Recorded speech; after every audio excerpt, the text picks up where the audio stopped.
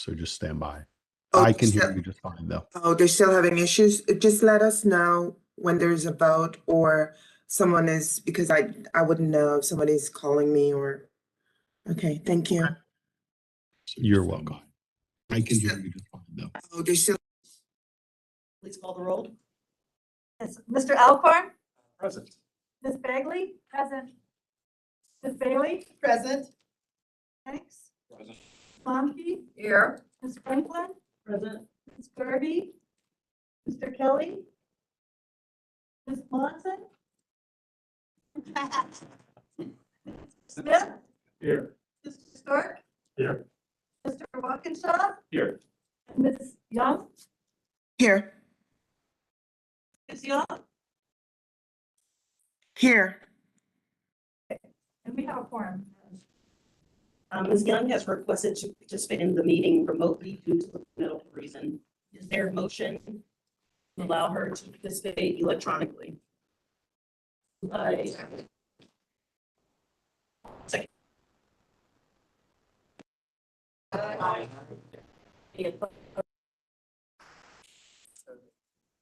We'll now move on to our safety briefing. Thank you, Madam Chair. Just as a general reminder, we do have 2 evacuation routes out of this space. We'll call our primary evacuation route out the double doors there, the double wooden doors.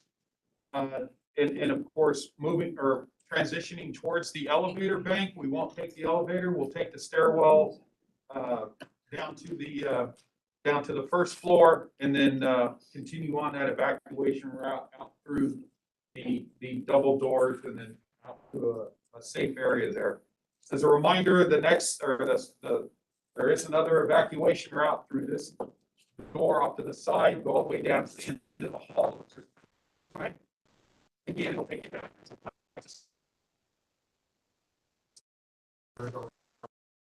Outside the building. In the event that we do need to get first responders into this room or into this facility, Chris Henry in the back will be our primary 911 caller. I will be the backup. In the event that we do need some first aid or CPR, I'm going to use John Duque here will be the primary. He's certified qualified. And Alex will be the backup. And just as a reminder, there is a AED with oxygen on the wall adjacent to the elevator. There's also first aid kits out there as well. And then finally, as a reminder, in the event that we do encounter an active shooter, of course, we're going to run, hide, and fight last. So with that, that is my safety briefing. Any questions for Mr. Dalton? Now move into item 4, approval of the agenda. Does anyone have any amendments to the agenda? Is there a motion?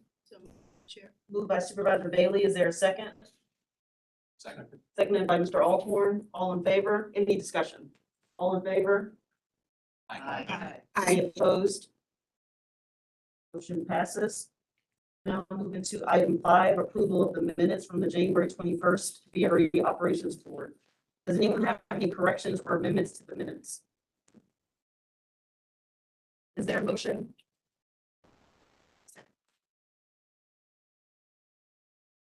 Bailey, any discussion?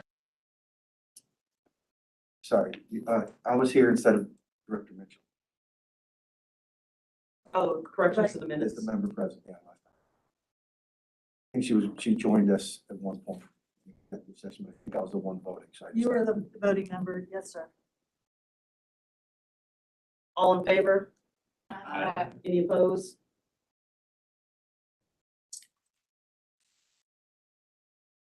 All right, moving to item 6, the chair's comments. Welcome to the February VRE Operations Board meeting. As a reminder, we are streaming the meeting live on YouTube and there are mics throughout the conference room. I ask that you keep any side conversations to a minimum. Next, we will discuss the committee assignments. The audit committee has the following members: Preston Bank and Janine Lawson. The CEO Evaluation Committee will be chaired by Janine Lawson with the following members: Andrea Bailey, Preston Banks, and Dan Stork. The Finance Committee will be chaired by Meg Bumpke with the following members: Sarah Bagley, Kristen Banks, Matt Kelly, and Ian Stewart. I will chair the Legislative Committee with the following members.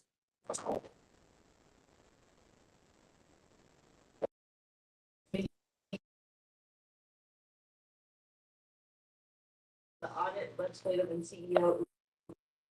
Please let me know if you would be interested. And then for the board secretary position, I know that that's kind of been a discussion about who that final seat to go to. We're still having those conversations, and in the March meeting, we'll bring that before the board to have that discussion and move forward. Now I will turn it over to Mr. Dalton to give his report. But first, he's going to introduce our guest speaker. Thank you, Madam Chair. Very happy to introduce a guest speaker, but just first, let me tee it up a little bit. At the federal level, one of our key partners is the Federal Railroad Administration.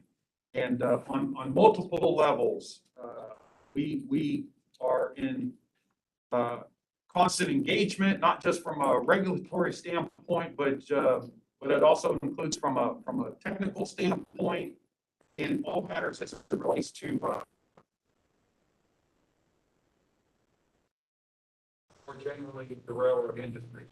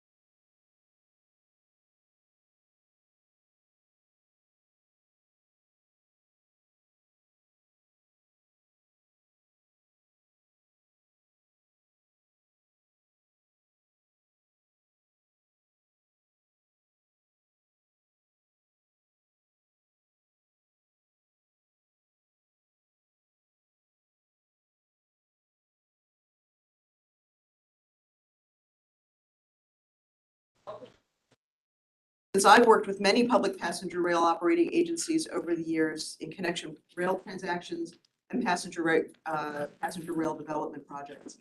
Having counseled diverse clients in a wide range of legal, and regulatory issues, I feel uniquely prepared to serve as FRA's chief counsel. As you may know, FRA was established primarily as a rail safety regulatory agency, and for the past 10 years or so, has also had a significantly larger role in project funding and finance. This role in the development and funding of rail projects will expand further.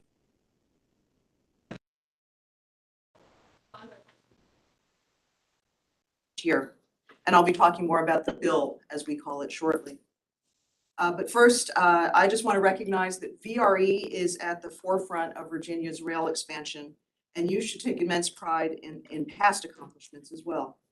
VRE has been a leader in highway traffic congestion mitigation, as well as advancing transit-oriented development where it makes sense and enjoys local support. In fact, under the VRE system plan, you're already taking many steps to maximize regional mobility. I share your enthusiasm about the plan for growth and expansion. VRE's capital investments underway in facilities and rolling stock will position the railroad for a bright future. Even as we look towards the years ahead, I do want to focus briefly on the immediate needs of the present, so I'll turn there next.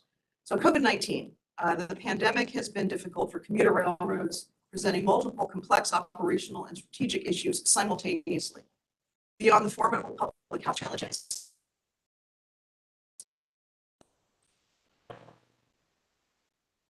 back slightly in 2021. Fortunately, the administration and Congress enacted emergency relief funding, which helped commuter railroads offset those startling losses. Under the Coronavirus Aid, Relief, and Economic Security Act, the Potomac and Rappahannock Transportation Commission receives $86 million for VRE. We also want to salute and commend VRE's employees, including Keola's contract personnel, for their continued dedication and perseverance throughout this period. Even more so for frontline workers who handled mask use and vaccination requirements affecting themselves and passengers in a professional manner. Despite the pandemic,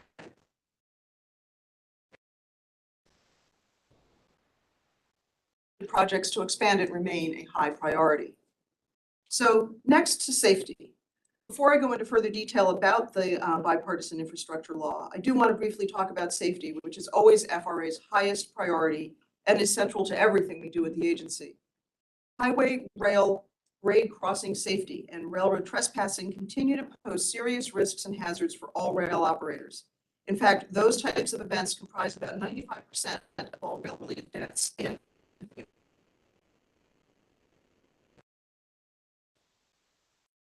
separations are costly, and it's impractical to eliminate all highway rail intersections, especially in dense urban areas. FRA staff routinely assist railroads, cities, and towns in performing diagnostic reviews to determine where safety engineering upgrades are needed to support state expenditures of Section 130 funds from the Federal Highway Administration. FRA also administers requirements for state grade crossing action plans. We support the establishment of quiet zones by communities and provide technical guidance to facilitate those locally driven and financed efforts. Under the Bipartisan Infrastructure Law, $3 billion is allocated over 5 years for a new railroad crossing elimination program. I know many of you on this committee are elected and senior officials and want to emphasize that local governments and state agencies are eligible to apply for these grants, even though VRE itself is not. And then in addition to infrastructure measures, FRA partners with localities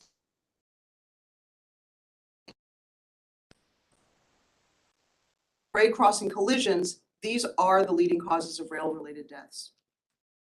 So moving towards the funds that will be available to address these and other issues, the Infrastructure Investment and Jobs Act, which we now refer to as the Bipartisan Infrastructure Law, or the bill, is a once-in-a-generation and transformational investment in America's critical infrastructure, and it represents the most significant investment in passenger rail in 50 years, really since the formation of Amtrak, and it's the most significant investment in public transportation in U.S. history. Our vision is not only to repair and replace aging infrastructure, but also expand capacity and develop is to build infrastructure that will last for the next 100 years. Bipartisan infrastructure law includes expanded opportunities for commuter agencies.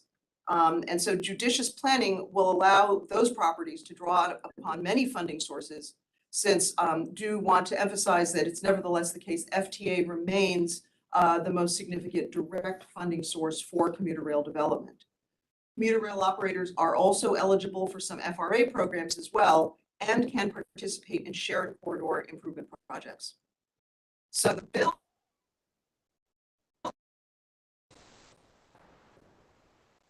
appropriations. So that's money that's already designated, provided in 5 annual installments. So over the next 5 years, these are the known and established amounts that we know will flow to investment. We've got $22 billion in directed grants to Amtrak, which includes $6 billion for the Northeast Corridor and $16 billion for the national network. $44 billion are dedicated for competitive discretionary grant programs. $36 billion over 5 years for the Fed-State Partnership for Intercity Passenger Rail Grant Program, $24 billion of which is dedicated to the Northeast Corridor, and then $12 billion for non-Northeast Corridor projects. $5 billion over those 5 years will go to the Consolidated Rail Infrastructure and Safety Improvements Grant Program, otherwise known as CRISI. And then finally, $3 billion over 5 years is dedicated, as I mentioned earlier, to the rail crossing.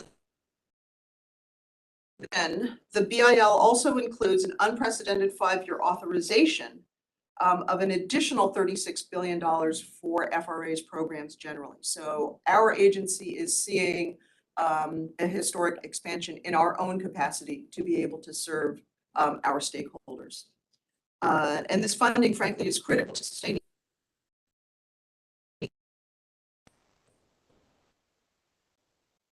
to meet the mobility, economic equity, and climate challenge facing this country.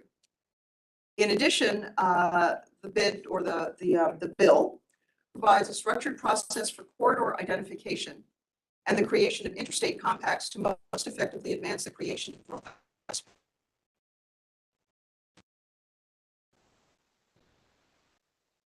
play a really important part.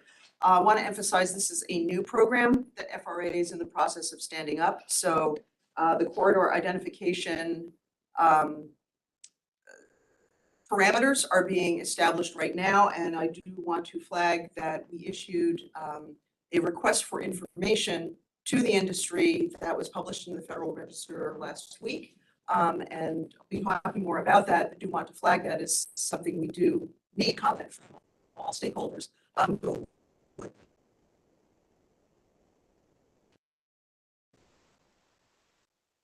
Essential elements of that corridor identification program would be.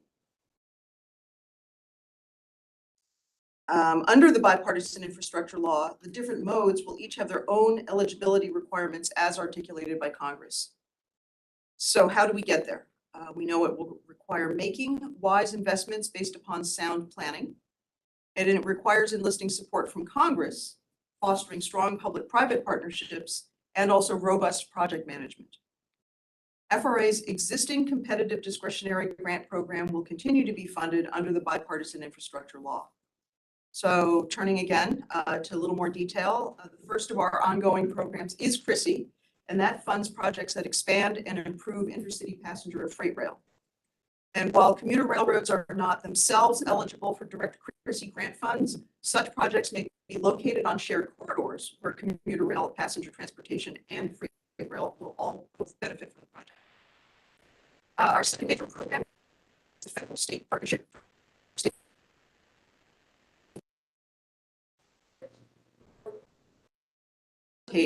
Qualified railroad assets. And as I had mentioned, very pleased to share that on February 7th, we issued a request for information about the corridor identification and development program. And that program is designed to create a framework to facilitate the development of new, enhanced, and restored intercity passenger rail corridors throughout the country. For VRE, building upon your existing partnership with DRPT on planning embodies this framework. I just want to point out, written comments on the RFI are due before March 9th. So got a couple weeks yet to submit comments on that. And then in the coming months, we'll share more information about the Interstate Rail Compacts Grant Program, which is focused on systems planning, including studying the impacts on freight rail operations and ridership, the promotion of intercity passenger rail operations, preparation of applications for competitive federal grant programs, and operations coordination. So the new funding package is really designed to take a comprehensive look at what is necessary to get a robust passenger rail network funded and operational in the US, from the planning stages all the way through operations.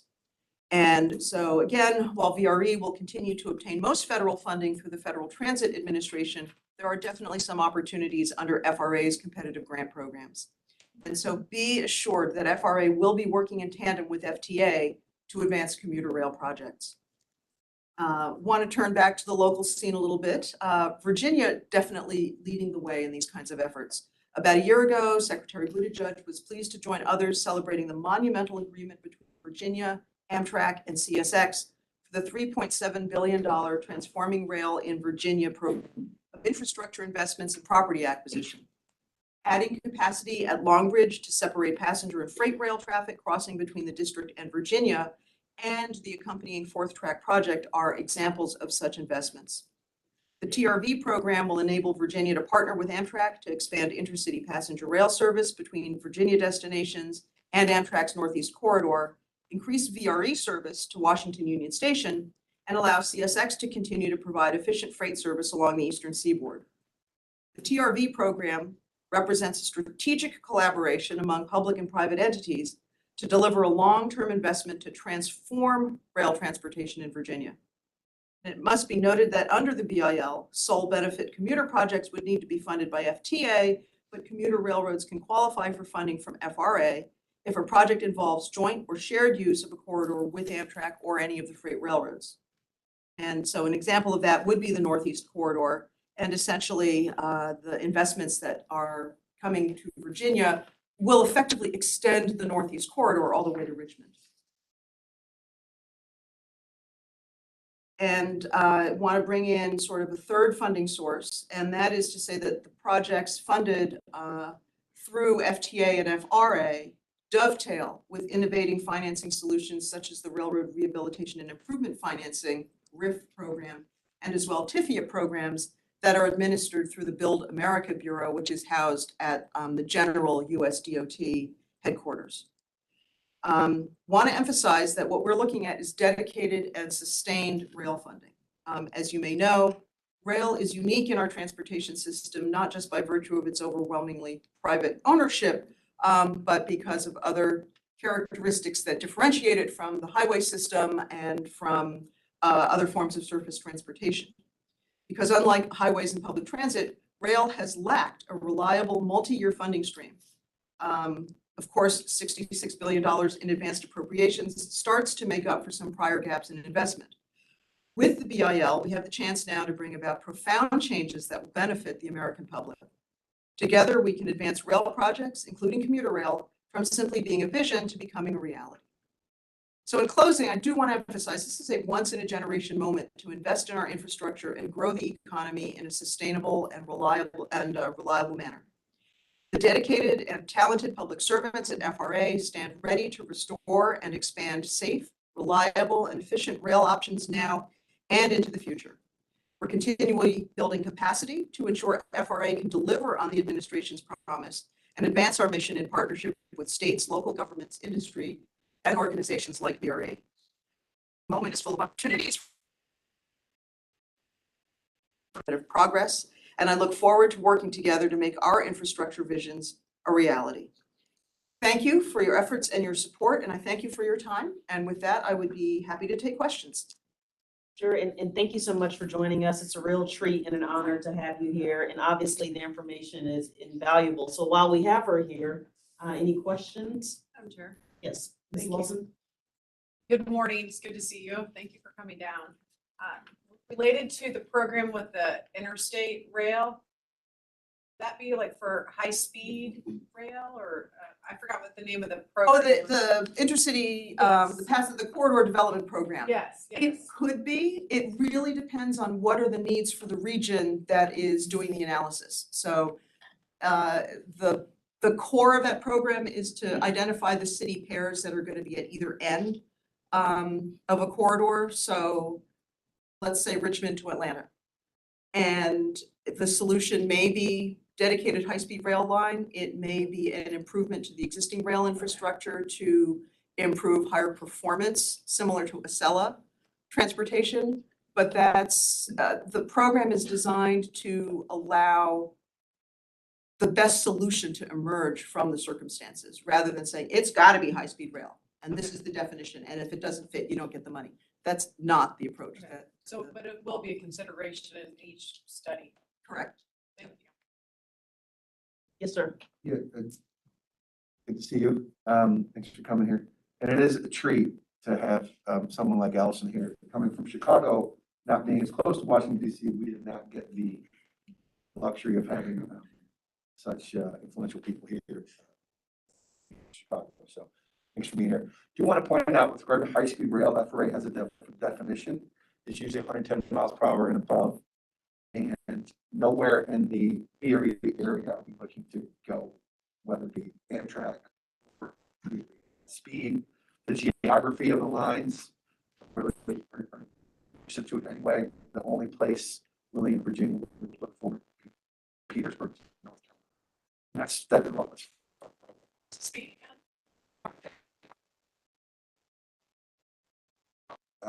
It's higher speed, but it's not technically high speed. So I know the term high speed rail is often used, but in the program of projects that we refer to as TRV, there's none currently in the books that are considered high speed rail. And that the cost of that are very extensive. So which knows the geography and the route. The straightened curves would be so much money to save a few seconds here and there. But To key off of Michael's point, a term you will be hearing more is high performance rail, because there's a lot of opportunity for very efficient operations around, but perhaps below that 110 mile per hour limit or threshold, because really what people are focused on is reliability and travel time. You know, whether there's an improvement from a half hour to 20 minutes to get between locations, or better yet, 2 hours down to an hour and 20 minutes, it doesn't really matter if you're getting there at 150 miles an hour or 75 miles per hour, if the 75 mile per hour service is what makes the difference for you. So I know there's been a lot of focus over the years on specific thresholds that dictate if it goes this fast, that it's in this category. And all of that is still appropriate and is still a meaningful framework for planning. But I do want to emphasize that, again, as we develop the corridors and the city pairs, and then all of the service that connects within that region, it's higher performance that we're really looking to, and that can take many forms. Ms. Phelan? Thank you very much, Madam Chair, and good morning. Thank you for coming. We really appreciate the good news. It's my pleasure. I wanted to just ask, so, and this may be a very layman's question, but I want to know what you said it's a great opportunity, and I agree. I think it would be a great opportunity. What are the generic steps that we could take jurisdictionally or regionally to embrace the opportunity? So planning is key. I know Virginia has a state rail plan. It's updated from time to time.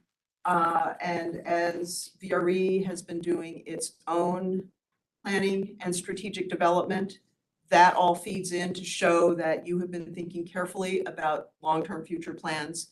And then as funding becomes available, it really is ideally an exercise of obtaining the funding to execute the plan that you already have in place. And, you know, obviously, as you get into the details, there may be adjustments, but the more thoroughly thought out and justified any project proposal is, the easier it will be for us to identify and evaluate what is the project that's being proposed, and then as well to assist grantees in tailoring which funding stream they should go for, depending on what's being proposed, because that, we realize, is going to be part of the exercise of being better for everybody. There's all these programs available, but it's eligible for what anyone's. And we're geared up to do.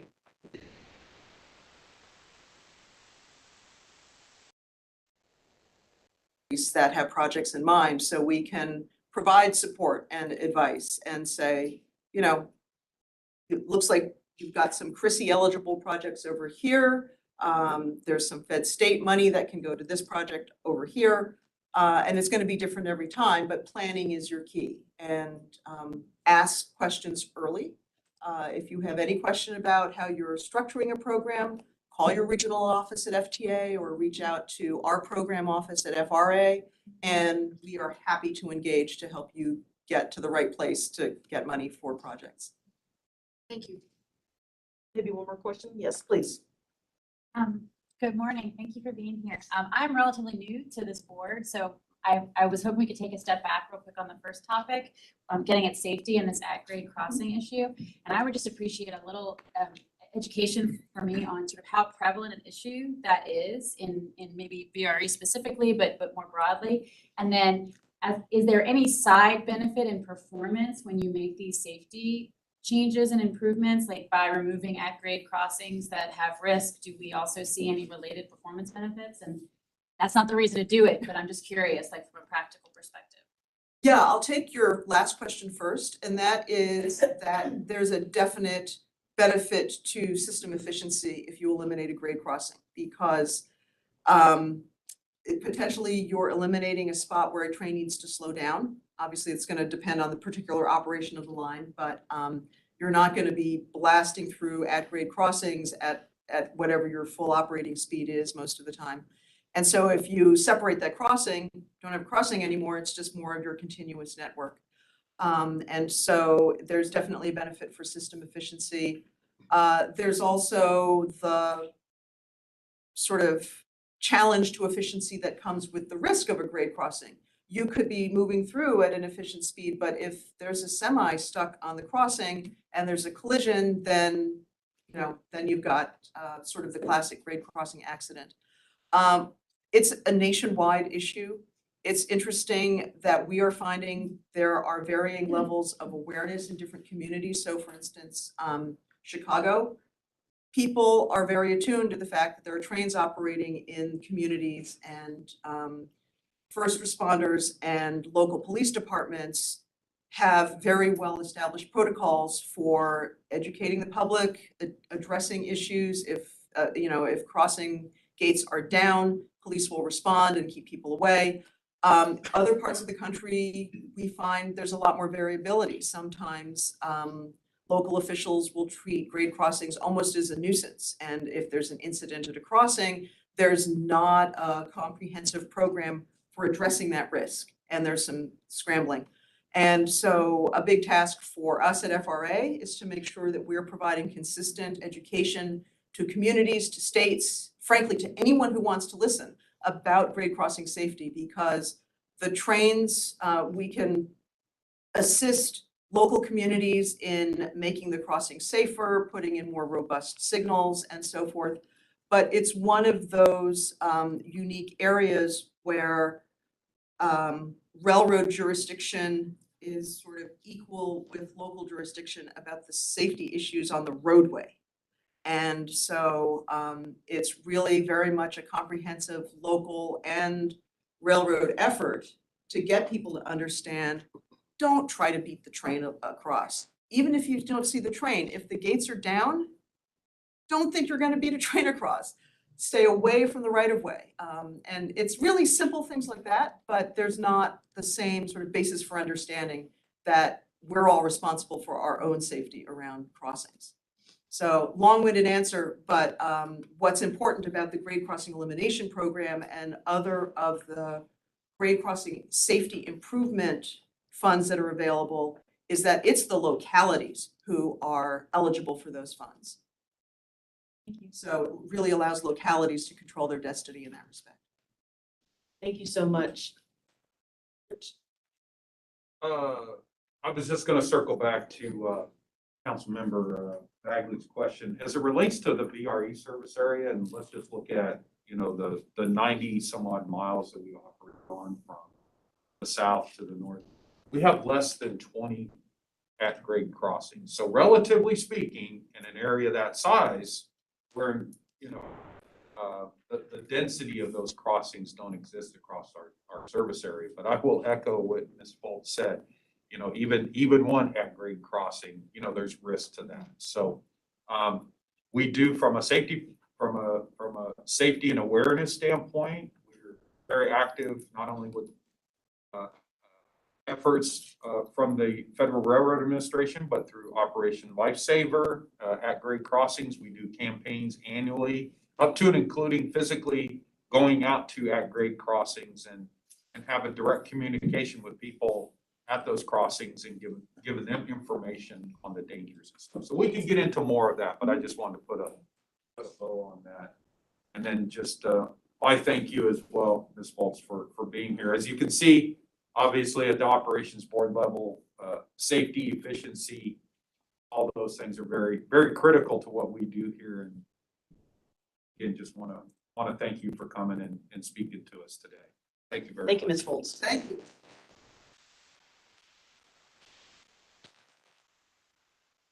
Okay, Madam Chair, I'll just run through the bulk of my comments. Just wanted, speaking of safety, continuing that theme under our safety report here, just wanted to highlight that, you know, over the past several years,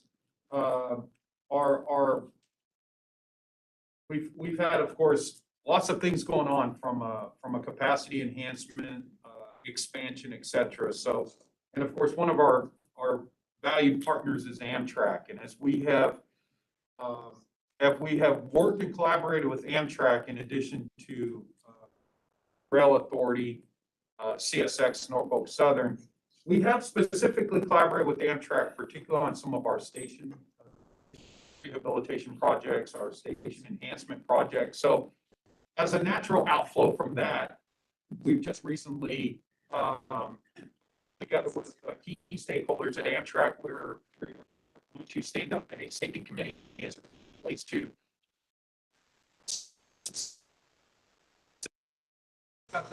we're just picking that and putting a charter together and some objectives and stuff like that. But it's a great opportunity for us to continue to work with Amtrak, particularly in those joint use facilities, and just simply continue to enhance safety opportunities there as well. So just wanted to let you know that that's been kicked off, and of course we'll that process and program will mature over time. Slip into ridership. Monthly ridership for the month of January. And we've got get a part by week. This represents, and this is the same information that you received in my weekly update, but just wanted to point out that that first week of January, that's when we had the snowstorms and stuff. And frankly, we just wanted a whole redo of 2022. We just wanted that. And start over. So as you can see, we canceled trains. We ran a very reduced service. So total ridership that first week of January was, obviously less than stellar. We started to pick that back up the second week. But then in the third week, we got to the third week. Of course, we only operated 4 days because of the Martin Luther King holiday. So then ridership is just, is essentially picked back up to and including into February. You'll see next month, or you'll see next week for this week's numbers. We're headed right back to where we were at least before before the holiday season. And so anyway, just wanted to just drill down on that one a little bit more, since the total ridership number did drop the way it did in January. And of course, the associated average daily ridership dropped as well for the month of on-time performance of our target of 90%. System-wide matches same period a year ago. So no more detail there. I want to take a moment here to ask about this.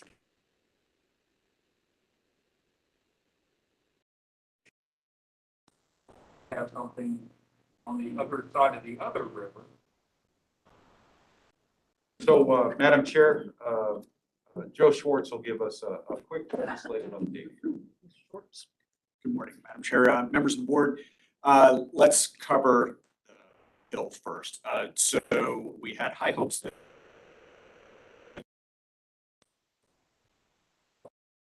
get there. The continuing resolution actually runs out today. Both the House and the Senate have passed a new continuing resolution for about 3 weeks, and the president should sign it sometime today. What we're hearing is they're pretty close. I'm looking at Anya, our federal, they're really close on a full appropriations bill, and we should see an omnibus bill, probably not another CR. We should see a full bill. So that will increase some of the funding for some of the programs that were included in, since we're being funded at the FY21 level right now, the FY22 level will be a little higher. So looking forward to that getting passed as soon as possible. Switching to things down in Richmond, unless anybody has a question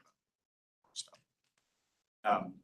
So down in Richmond, just an update on a few of the things that were in our legislative agenda. Of course, the electronic meetings legislation that our chairman, Delegate Bennett Parker, put in, actually passed the House.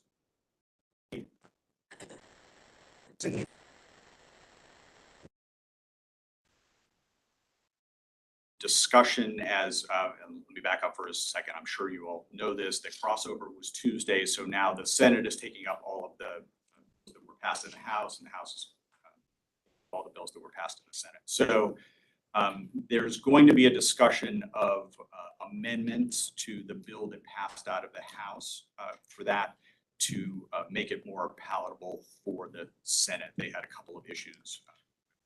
So I know Amy, our legislative liaison down in Richmond is actually having a discussion this morning with Delegate Bennett Parker on what those amendments would look like. But generally speaking, what we're talking about here is being able to have a meeting like this virtually with not everybody has to be in the room.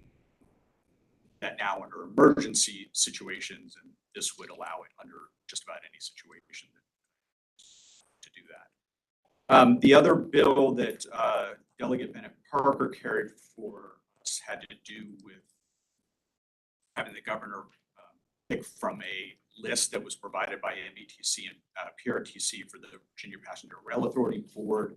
That unfortunately did not go anywhere. A bill that did pass that has to do with it would expand the membership of that board to the southwest part of the state down by Roanoke. There, VRE is doing a lot of work down there, and it sort of made sense to include some folks from that part of the state on the board. So I believe that was only a Senate bill. I don't believe there was a House came out for that, but it passed the Senate and it's going to get taken up by the House, and I don't think they're standing in that way.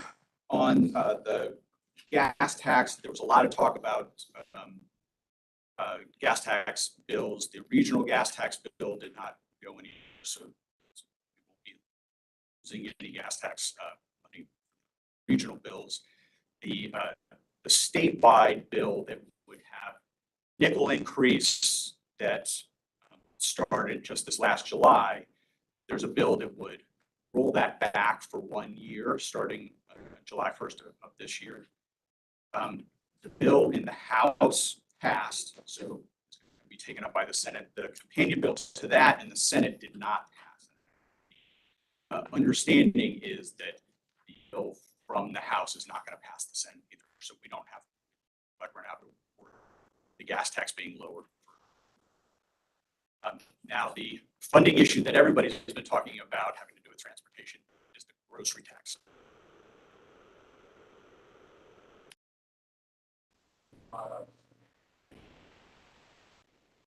Pay the local or the sales tax on that. Part of that revenue goes into the Commonwealth Transportation Fund. It's a loss of revenue for transportation.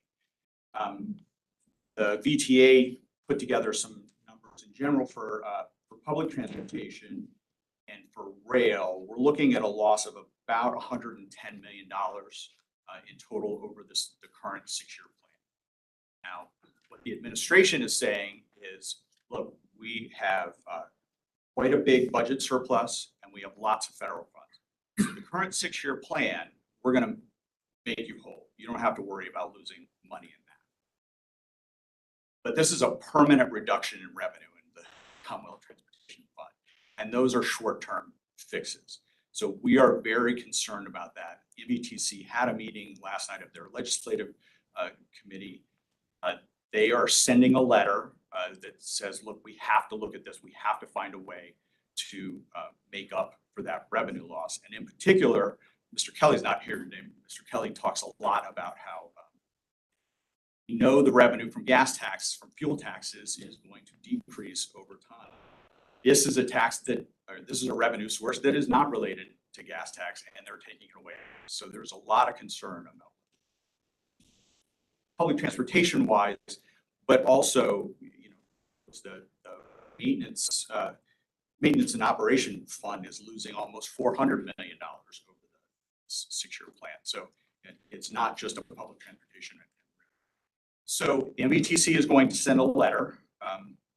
That meeting adjourned at about 7 o'clock last night, and Kate already had a draft of her letter this morning to show me. So, and PRTC is considering that as well. Executive director here is going to talk with his chair to see if they want to send her a letter as well. So I think the direction I'm looking for from the board would be, do we want to send a separate VRE letter that basically says the same thing, that, you know, this is bad for transportation. This is a long-term funding loss for transportation. Or of course, both of the letters from the commissions are going to include the losses for So do we want a separate VRE letter, or do we just want to have the commission speak for losses to VRE? So to that end, perhaps we'll maybe discuss, anyone has any initial thoughts. I think for me, this is important, and I would think that a letter would be appropriate. But I'm assuming that a lot of that will depend on what the letter looks like in terms of support from members of the commission to be able to want to do so, but I'm curious as to what others think. So we'll maybe have a discussion about that. Mr. Walkinshaw?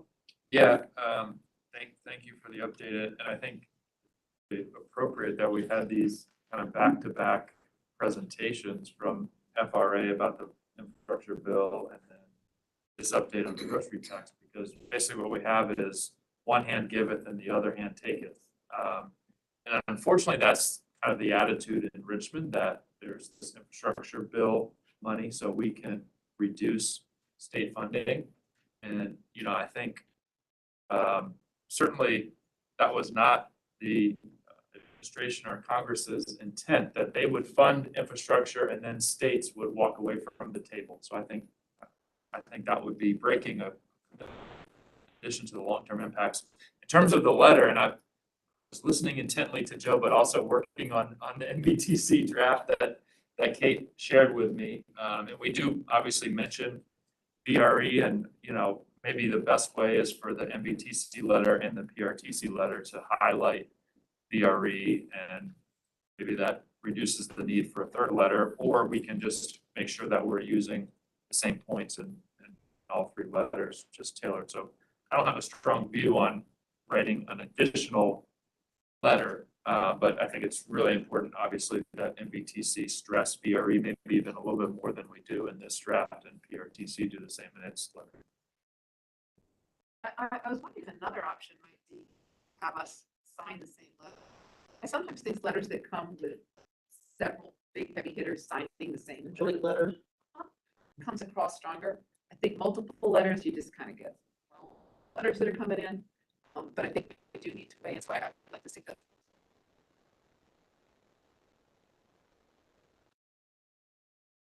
I can do that. Yeah. Supervisor Bailey? Smart person. Me, to be clear. Yeah, yeah. I agree with Libby. I think that it shows bench strength and a lot more power with joint letter to show that we're all in one mindset to support, you know, unfortunate to take away the unfortunate change. But did you say 100 million? 10 million over the 110 million. current 6-year plan. Yeah. And that's just for public transportation. So as you put your hat on for your localities, there's way bigger numbers when you're talking about way maintenance and those. Yeah, and the maintenance piece. And that's why I want you to reiterate that, because it's bigger than we can imagine. And so we're in a crucial point in time right now. It relates to transportation and the needs, and we just cannot afford that 100%. So I would definitely be in support of a joint letter. It shows power and strength and intentionality of our disagreement with it. Supervisor Lawson? Thank you. What is the ridership right now in VRE? We just showed for coming out of the month of January, slightly less than about 3,000 average daily. Daily percentage is what? Daily percentage of our ridership? 3,000. I don't want the number of passengers. I want like pre and post COVID ridership. Oh, so we're still, you know, 20% of. Best. Would you say that's at best? Yeah, I mean, it peaks and drops throughout the week. So 20%, Less than 20%. less than Slightly 20%. less. What's the ridership of PRTC? We've rebounded on most of our commuter routes to about 55 to 60%, but we've also reduced our number of trips. We have that flexibility with number of units we're delivering. So if you were to do more of an apples to apples comparison of revenue hours over, we're about that 75, 80% range. Because we've been able. That's a reduction in services, and that's a commuter route. What about the locally, versus, I don't know, about 70%, 75%. Is that also a projection? Return on local trips, and But those routes were dismal ridership to begin with. they So- were a struggle. So but improving. why I'm asking this is because I will absolutely not be joining you in a letter. I'm gonna sit here today and defend the taxpayers who are experiencing record inflation in their homes. Certainly at the gas pump. The localities in Northern Virginia are looking at raising property taxes.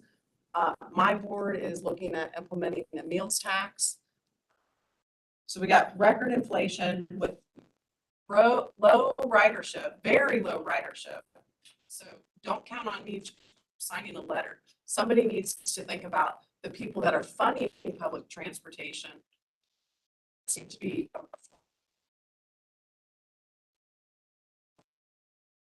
I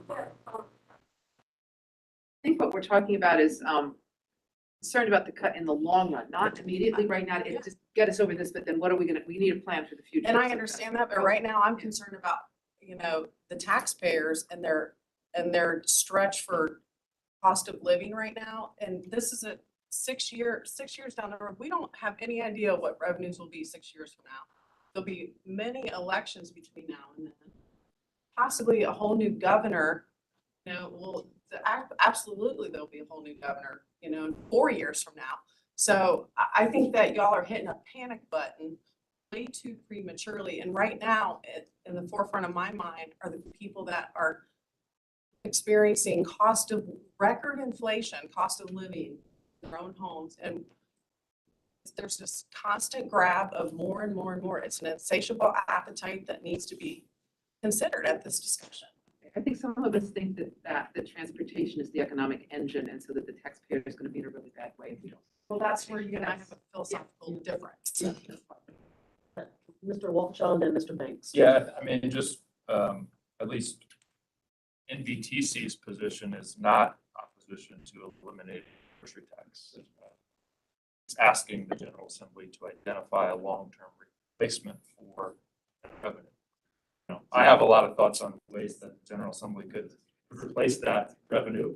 I'd love to see their tax on people worth hundreds of millions of dollars, even if they live in Fairfax County. But I think that's up to the General Assembly to figure that out. But we are not taking a position, at least MBTC, based on our conversations, in opposition to eliminating.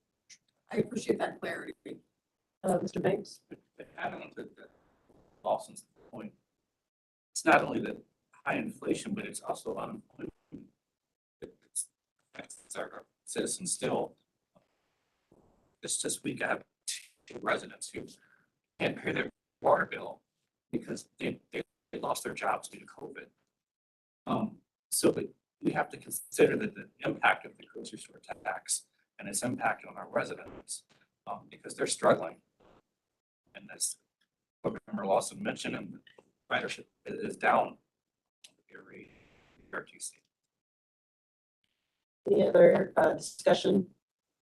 Supervisor Bailey? Thank you very much. I just think also if the plan is playing fail. And I know that's a saying in our world, but it really is. And if the pandemic is something that is out of the ordinary, uncertain, we didn't expect it. But if we don't plan for the future for our communities and plan for our citizens, I agree with you, we need to plan for our citizens. That means we're not going to be good governors from my perspective. And so I'm certainly not saying that just do something for the sake of doing it, but I think that we have to really consider the planning piece that once we come out of this era, what does that look like? I would hate for us to be caught with our pants down. That's just kind of, in terms of planning and making sure that we are serving at a higher, but more substantial and stronger than administration of town. Understand that. I think part of that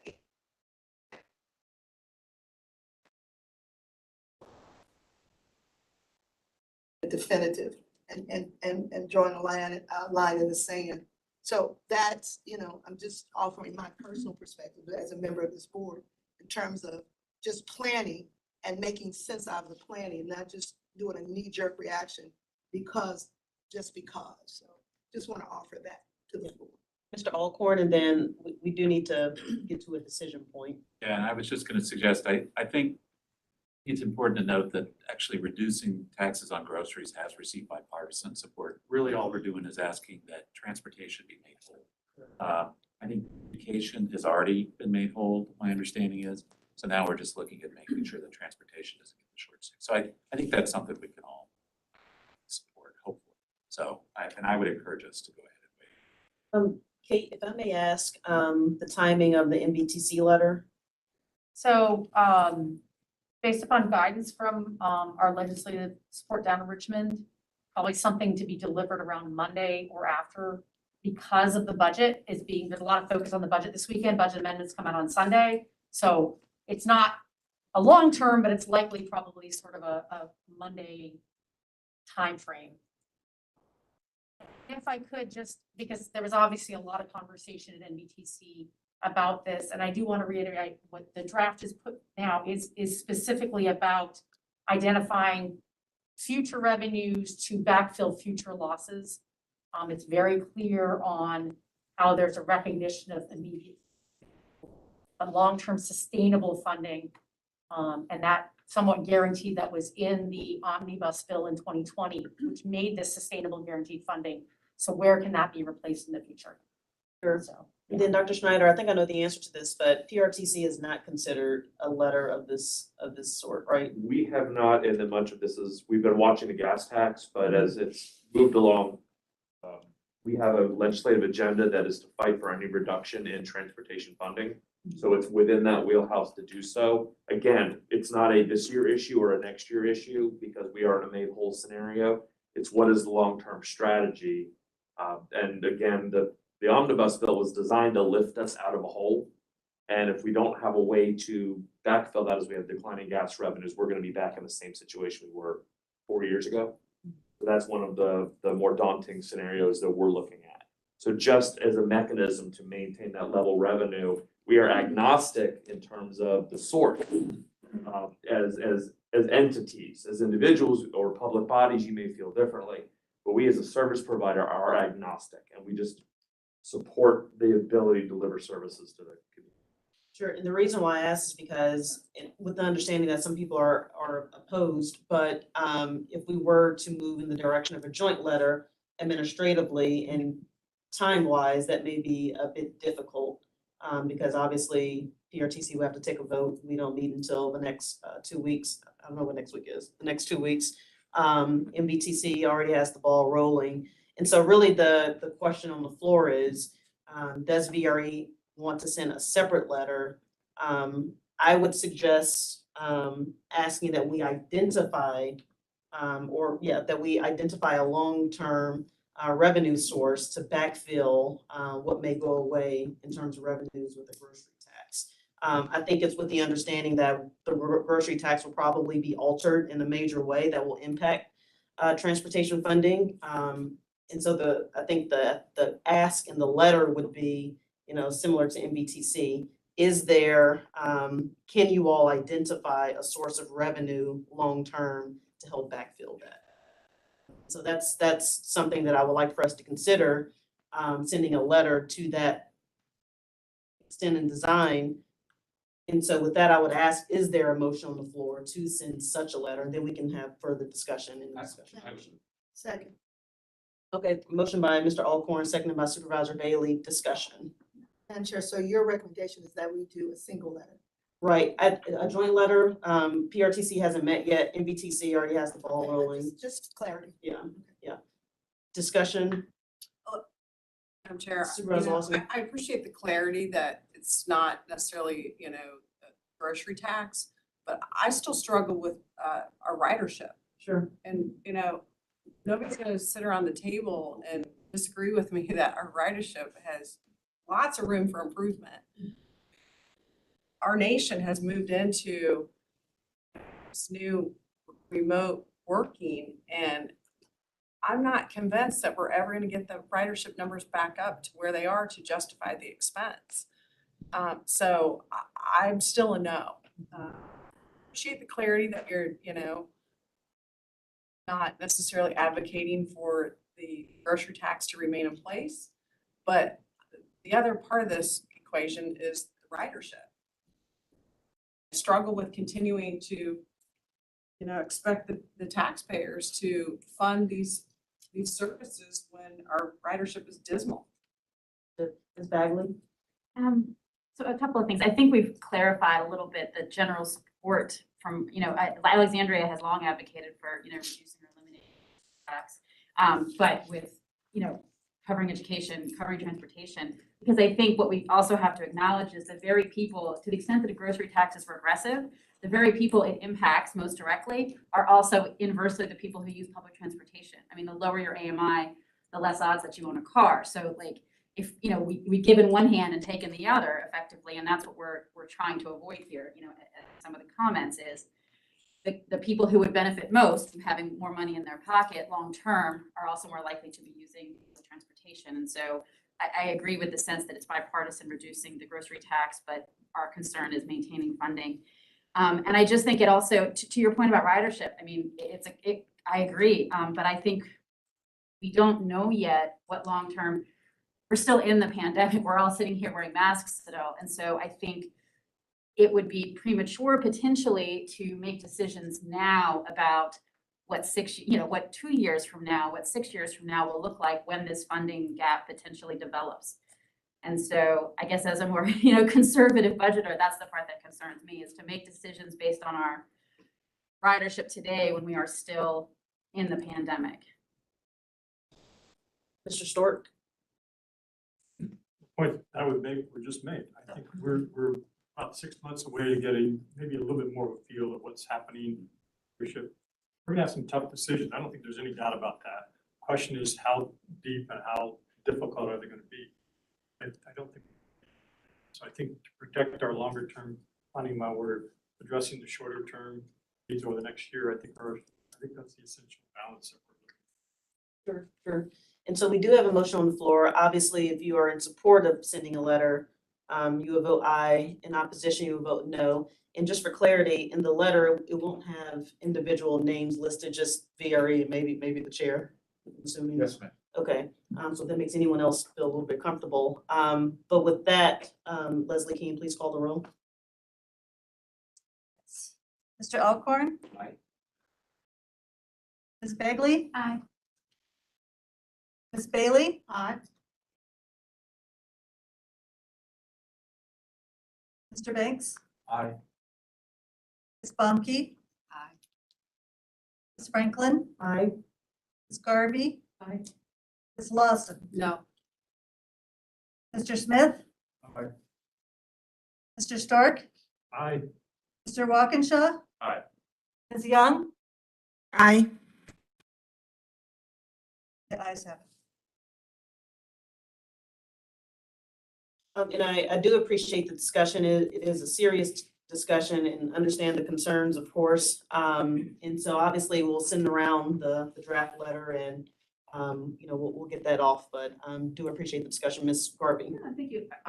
This raises, Supervisor Lawson raised a good point, which I think we are working on, which is future of VRE. And I believe I've heard our CEO say that we're looking at making it more, not just commuters, but also being used as a transportation system outside of just the community.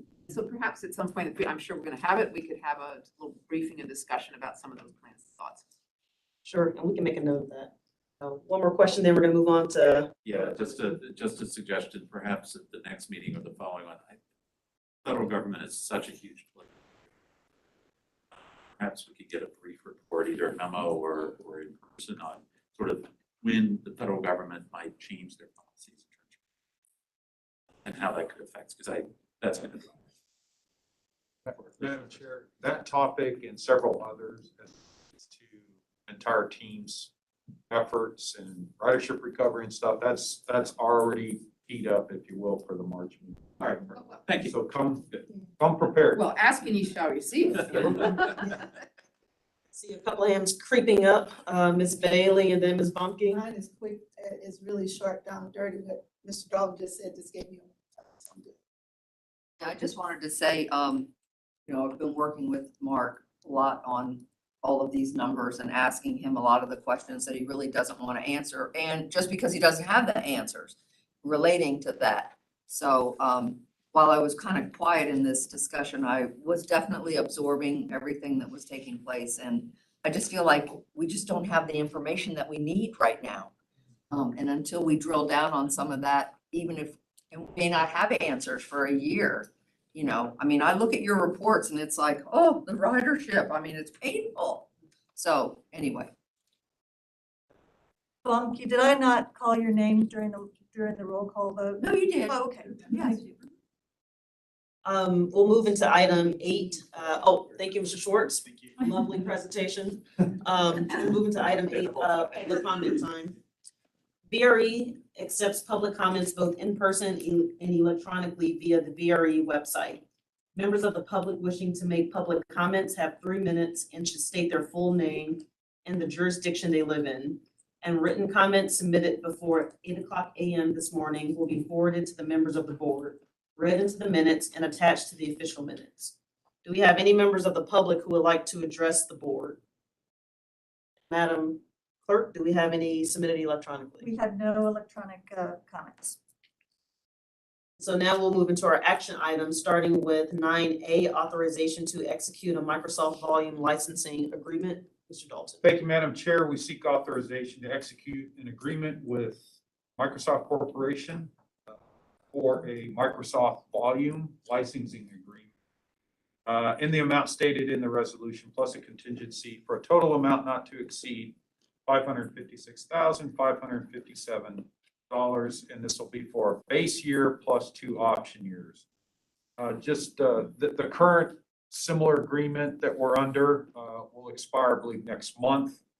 And just as there's a lot of different components to our Microsoft volume licensing agreement, up to and including down to the simplest level, tablets, desktops, that type of stuff, up to even the license agreements that we need for cloud-based services and stuff like that. So that is the authorization that we seek.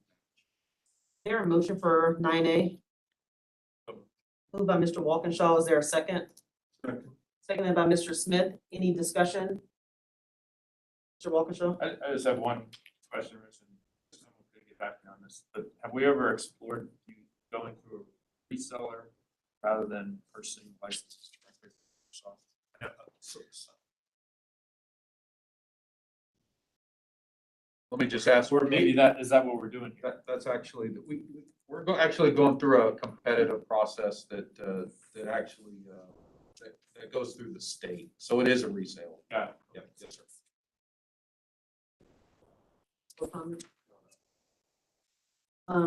Any other discussion? All in favor? I, Any opposed? I'm gonna move into item 9B. Thank you, Madam Chair.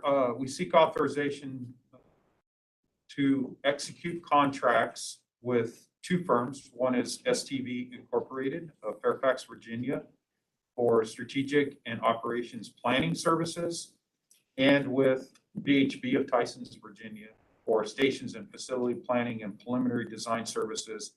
This contract would be for a base year plus 4 option years, in an amount not to exceed $6 million in aggregate per year, for a total amount not to exceed $30 million in aggregate for a 5-year term of the contract. Just simply put, we did we continue to hold general planning consulting contracts. This is an on-call service, and of course the limits that you see there, those are aggregate limits that are the caps within the Virginia procurement policy. So this is a contract authorization here.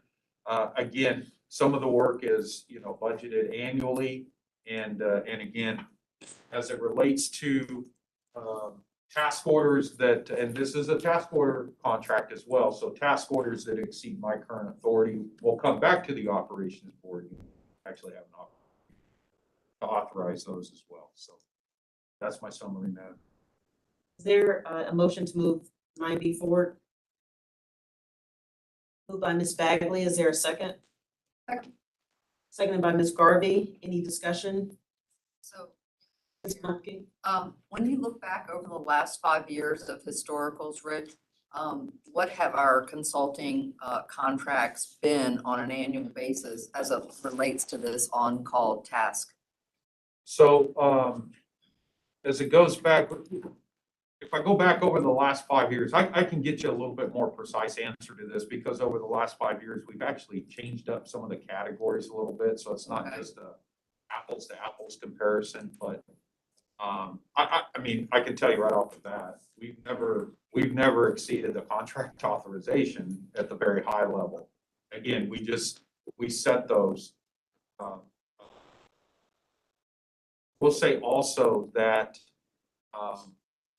from a general planning consulting standpoint, these couple of categories coming up,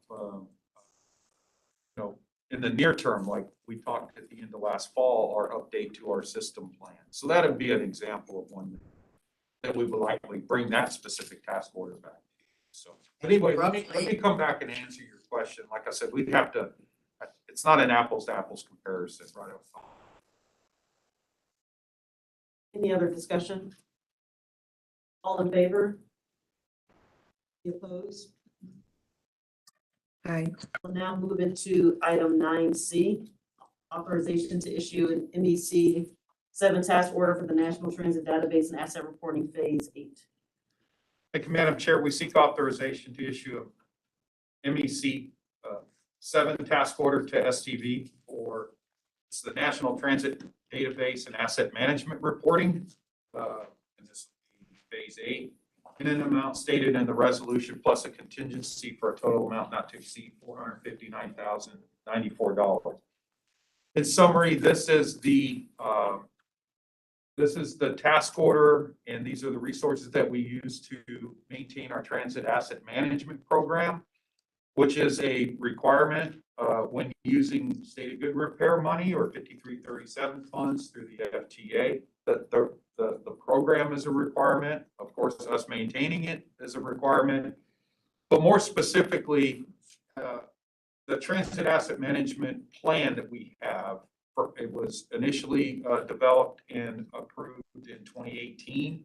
It has to be essentially redone every 4 years. And so in 2022, a large effort to redo that plan or update that plan will be forthcoming, in addition to the reporting requirements that this task order helps us out with, and some other ancillary things as it relates to asset management. That's my summary, Madam Chair. Second by Ms. Markey. Is there a second? Second by Supervisor Bailey. Any discussion? All in favor? Any opposed? Now move to item 9B, authorization to extend the lease agreement for parking at the Riverfront Station. To extend the lease agreement with RCKF Riverside PLP LLC for parking at the Rippon Station. This is an amount of $109,390 for 1 year. This is just in summary, we've had this lease agreement for over a decade. And it is for some additional parking there at the Rippon Station. And this lease agreement came from discussions and subsequently a proffer that was made to Prince William County from this developer that would eventually build a parking garage.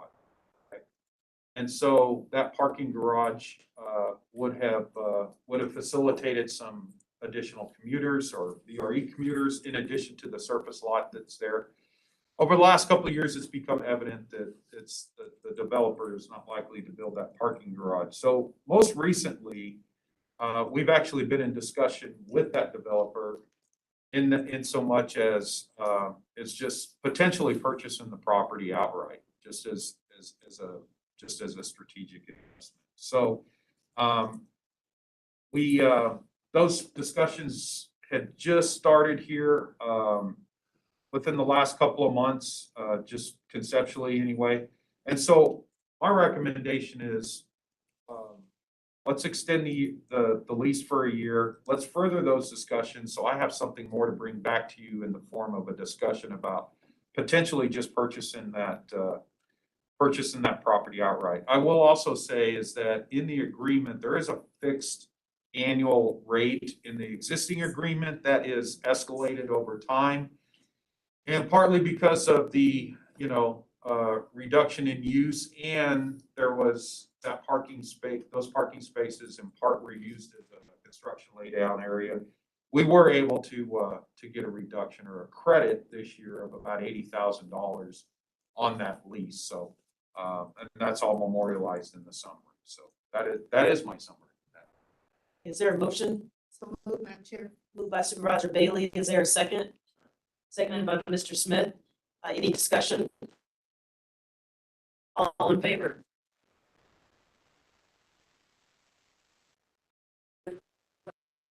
Authorization to amend the contract for engineering and environmental services for the Rawling Road platform extension. Thank you, Madam Chair. We seek authorization to execute a contract amendment with Dewberry Engineering, Inc.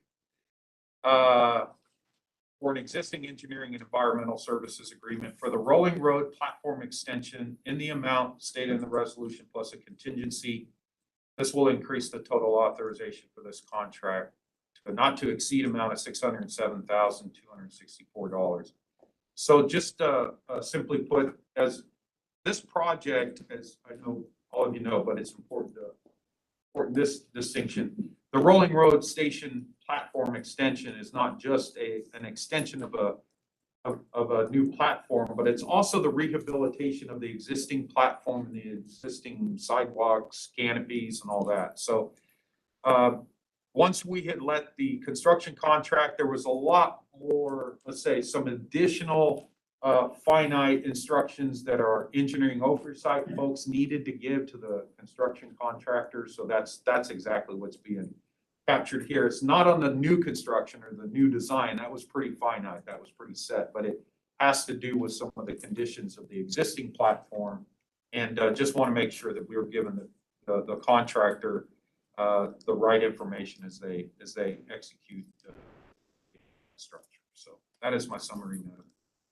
Is there a motion by Mr. Walkinshaw? Is there a second? Seconded by Supervisor Bailey. Any discussion? Ms. Garvey. Quick question, I have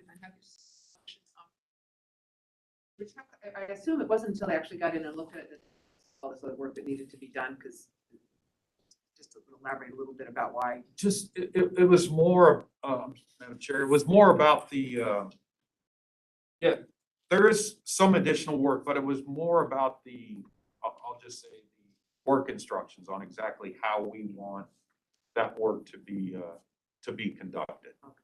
To put it very broadly, I can get really into. No, that's okay. So it's really more going forward. Need to be. Absolutely. Yep, I mean, An opportunity for improvement here. Yep, got it. Absolutely. Okay. Other discussion?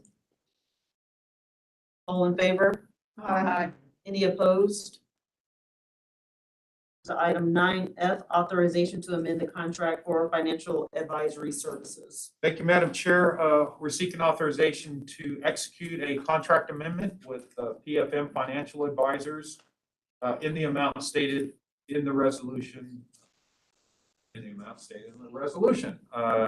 to exceed $1,100,000. In summary, as you know, we use PFM Financial Advisory Service for several tasks to help staff out with, and one of which, of course, is ongoing assistance that we're receiving for the debt issuance or debt financing through CROC.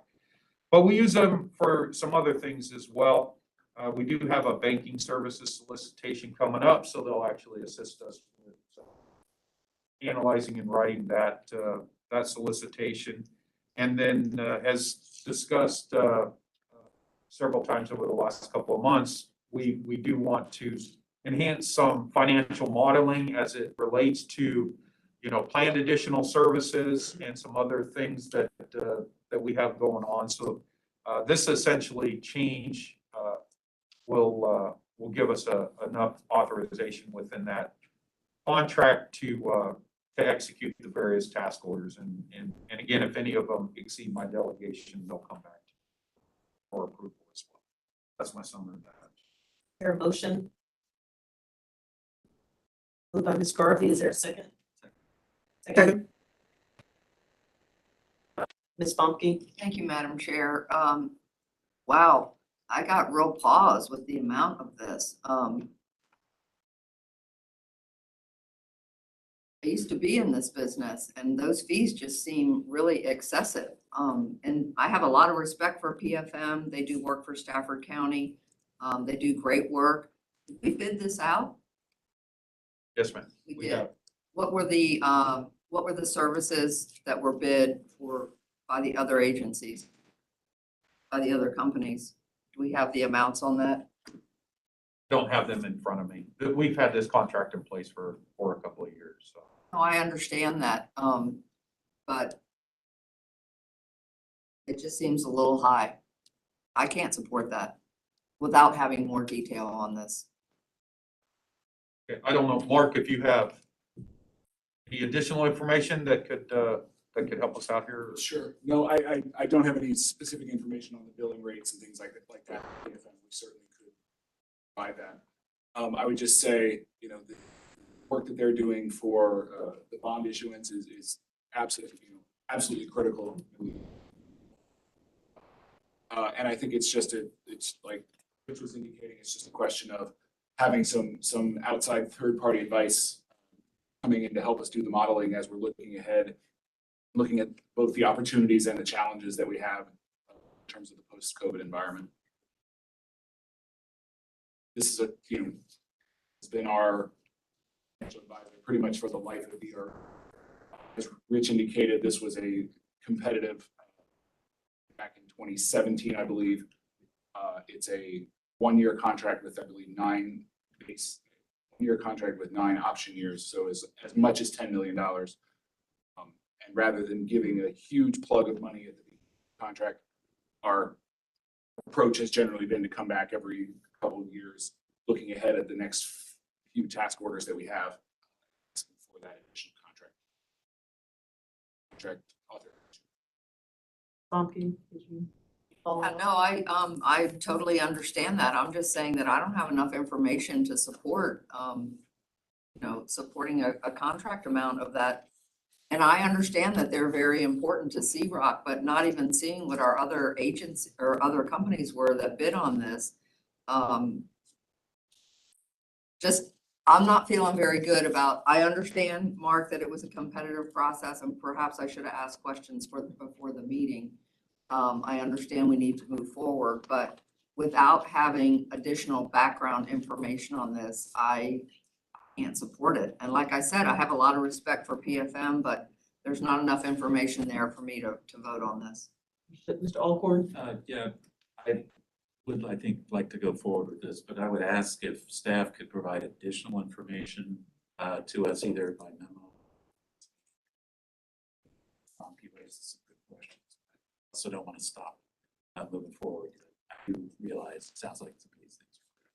Yeah, and let me ask, what is our time frame? Do we need to do this today, or if we deferred and got more information, is that a possibility, or just want to see kind of what the options are? I'll point to Mark, because he Sure. manages the. If we wanted to, we do need a little bit of extra contract authorization to keep bond issuance moving ahead. So if we wanted to get more information on some of this other activity that we're looking to do, I could certainly bring that to you next month. But we would, rather than going ahead with the 400,000, we would need to go ahead somewhere between 50 and 100,000 just to keep the bond issuance moving forward. And I would also note that the costs associated with that do not come with that specific work on the bond issuance will not come out of VRE's operating budget. They will come out of the proceeds of the debt. Correct. Ms. Bumpkin? Madam Chair, I'd like to make a friendly substitute motion that we authorize just up to $100,000 to move forward with C-Rock. There is a substitute motion on the floor by Ms. Bumpy, seconded by Mr. Stork. Actually, if the motion maker and the seconder agree, it could be. Yeah, Accept I'm that. seconder, I'm okay. Okay, Okay, works for me. any discussion? Can I ask a question? Ms. Bagley?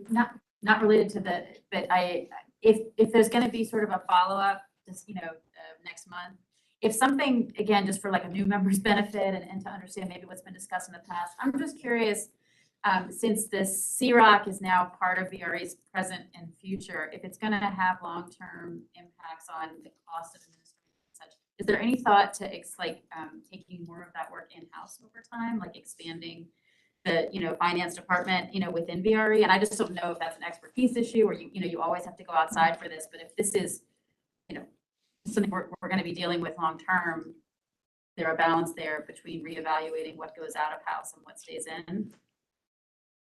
Councilmember Mr. Schofield? Yes, we can evaluate that and we can report back. This is. Yeah, and that's what I mean. I don't want to muddle this line VRE item. doesn't do expertise on staff. Wouldn't make sense. Would not necessarily make sense. You can answer the question about ongoing administration of this particular debt issue. It's likely that no additional staff is needed. But we'll get back to you. And then my only question is administratively, with the motion that we've made with just authorizing the 100K and then coming back with more info and then authorizing the rest, does that work administratively? Absolutely, we could do that, unless you want some information before the next meeting, but it sounds like if If you we can do send this. some information out before the next meeting, Sure, then maybe present sure, on it. absolutely. And then come back to you next month with essentially the rest of the requested authorization. Any other discussion, Ms. Garvey, and then I Mr. think I Stewart? was the maker of the motion. Thank you for that. Mr. Stewart, Just to actually, clarify what information. Sure. I just thinking off the top of my head, we could come back with some information about procurement in 2017, how that was handled, all the work that has previously been done by PFM under this contract, and then a little more detail about what we anticipate.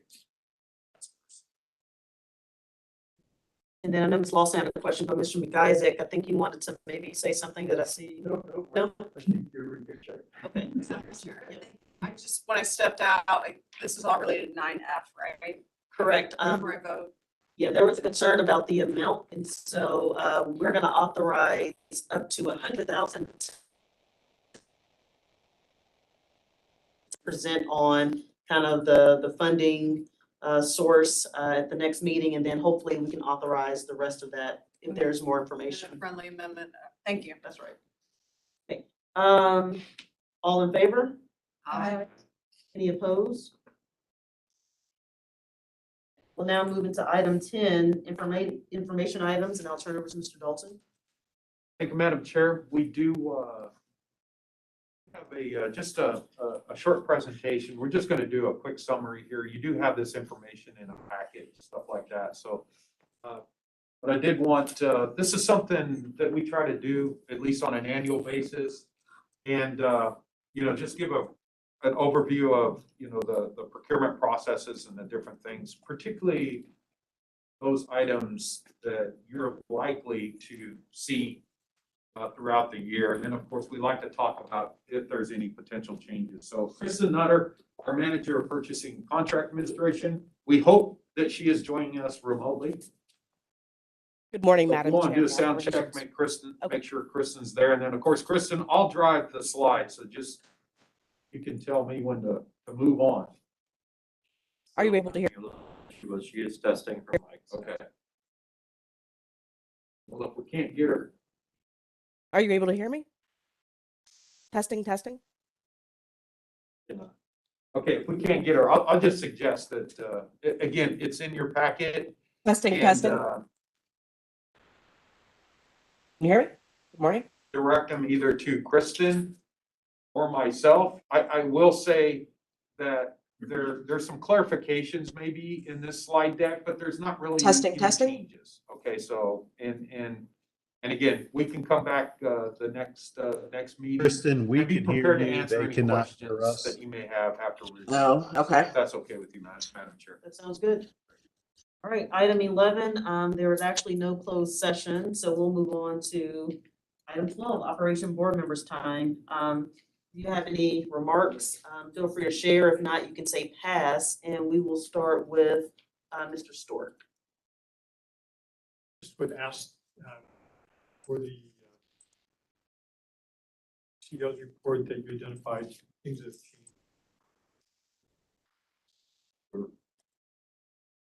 Ms. Bagley? I would just note I went on my tour since our last meeting, and maybe you haven't done it. It was a great day, great experience. I got to meet some of the engineers and conductors, and yeah, thank you for the staff that made that happen, and looking forward to riding again. Pass. Yeah, just a reminder, if anyone hasn't tried the chair about serve on whatever's left over. So still something that we need to fill. Pass. I have my tour coming up on Friday next week, so I look forward to that. I'll pass. Say I enjoyed the tour 3 years ago. It's great.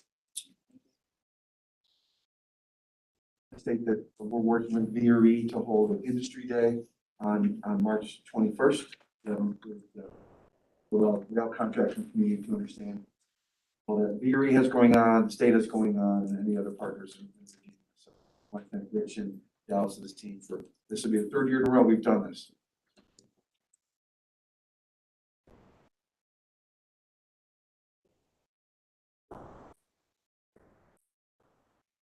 That concludes member remarks. I'll remind everyone that our next board, operations board meeting will be held on March 18th. Is there a motion to Sorry, I adjourn? didn't say anything. Any discussion? All in favor? Aye. Any opposed? See you next month.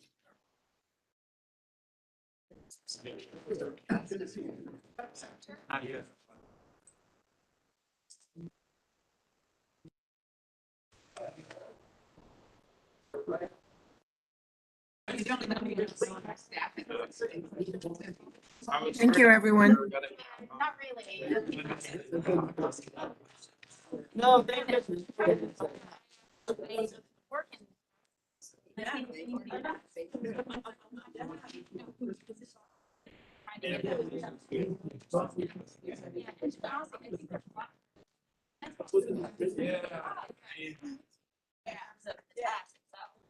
I just, like, we just. So that. It works, right? Like, I thought you were trying to get off.